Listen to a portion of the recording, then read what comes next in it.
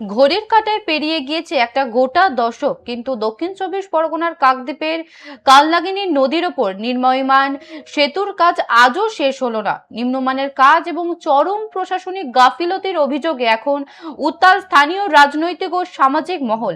সাধারণ মানুষের মনে এখন একটাই বড় প্রশ্ন, 14 কোটি টাকার এই মেগা প্রকল্পের ভবিষ্যৎ আসলে ঠিক কোথায়? 2015 সালে তৎকালীন সুন্দরবন উন্নয়ন মন্ত্রী মন্টুরাম পাখিরার হাত ধরে অত্যন্ত ধুমধাম করে এই সেতুর শিলান্যাস করা হয়েছিল।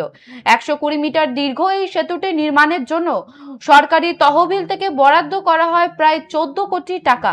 সেই সময় প্রশাসনের পক্ষ থেকে বুক ঠুকে দাবি করা হয়েছিল মাত্র 3 বছরের মধ্যেই, অর্থাৎ 2018 সালের মধ্যেই সম্পূর্ণ হবে কাজ, কিন্তু বাস্তবে তা ঘটেনি।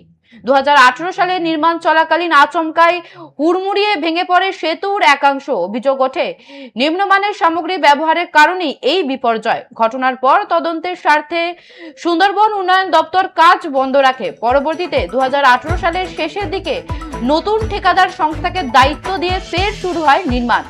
তখন জানানো হয়েছিল 2021 সালের মধ্যেই সম্পূর্ণ হবে সেতুর কাজ, কিন্তু 2026 সালেও সেই সেতু দাঁড়িয়ে রয়েছে অসম্পূর্ণ অবস্থায়। দীর্ঘ প্রতীক্ষায় ক্ষোভে ফুঁসছেন স্থানীয় বাসিন্দারা। প্রতিদিন দুর্ভোগ পোহাতে হচ্ছে সাধারণ মানুষকে। এলাকার মানুষের অভিযোগ, বছরের পর বছর ধরে শুধু আশ্বাস মিলছে, কাজের অগ্রগতি হয়নি। এখন প্রশ্ন একটাই, আর কত বছর অপেক্ষা করতে হবে কালনাগিনী সেতুর জন্য?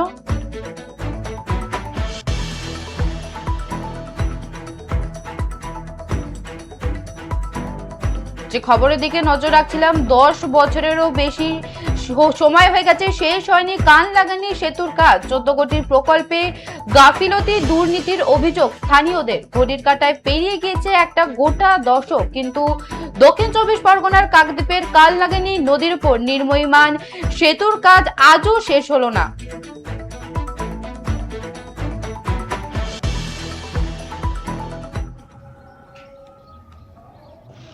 এটা এই মুহূর্তে কি পরিস্থিতি? কাজ হচ্ছে না, এই মুহূর্তে কাজ বন্ধ আছে।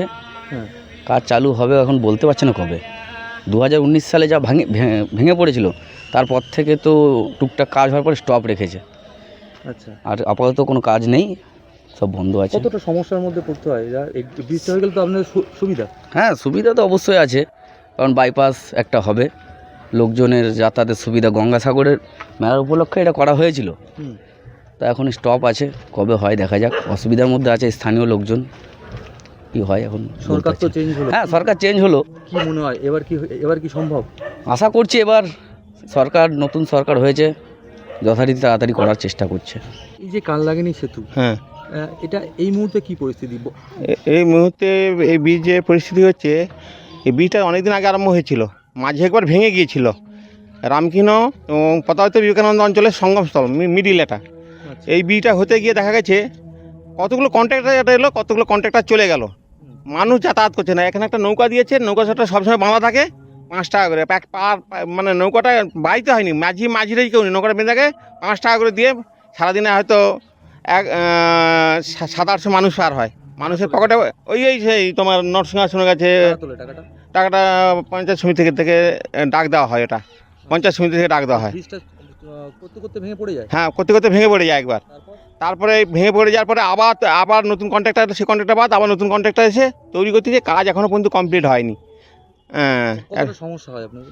প্রচুর সমস্যা। এখানে আমাদের কতটা ঘুরে যেতে হয়। হ্যাঁ, এখান থেকে অনেকটা ঘুরে যেতে, এটা হলে সোজাসুজি চলে স্টিমার ঘাট থেকে আমরা কাকদ্বীপে চলে যেতে পারি, সুবিধা প্রচুর। হ্যাঁ, তাহলে এই যে বারে কন্ট্রাক্টর চেঞ্জ হলো, তাও কাজ হলো না, তাহলে তো টাকা পয়সা। হ্যাঁ, টাকা পয়সা এদিক ওদিক হয়ে গেছে, হয়েছে। এই বীজ কবে হয়ে যাওয়ার কথা? এইটুকু বীজ যদি এত সময় যায়, তাহলে বড় বড় বীজ করতে কত সময় যাবে এদের? এইটুকু বীজ করতে যদি এইটুকু একটা খালের মতন বীজ, এইটুকু একবার ভেঙে পড়েছিল। হ্যাঁ, একবার ভেঙে পড়েছিল। বীজটা কি আদৌ ঠিকঠাক হয়েছে? না, তখন বীজ ঠিকঠাক হয়নি, যার ফলে তো ভেঙে গেছে। কোটি কোটি টাকা কাটমানি হয়েছে এখানে, কোটি কোটি টাকা কাটমানি হয়েছে।